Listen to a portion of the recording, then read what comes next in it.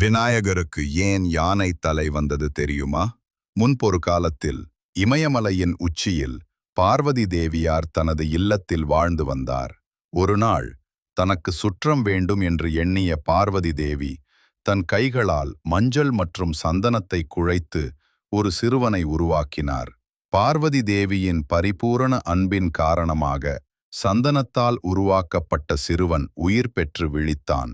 பார்வதி தேவியை அந்த சிறுவனிடம் தான் குளிக்கச் செல்வதாகவும் யாரும் வீட்டின் உள்ளே வராமல் பார்த்து கொள்ளவும் கட்டளையிட்டார். உடனே அந்தச் சிறுவனும் தாயின் கட்டளையை ஏற்று யாரையும் உள்ளே விடாமல் பார்த்து கொண்டிருந்தான்.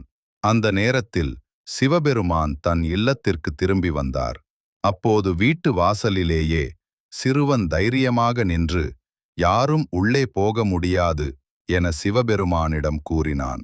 சிறுவனின் இச்செயலால் சிவபெருமான் தன்னை அறியாமலேயே கோபித்துக் கொண்டு சிறுவனின் தலையை வெட்டினார். இதை பார்த்த பார்வதி தேவி துக்கம் தாங்காமல் அழத் தொடங்கினார்.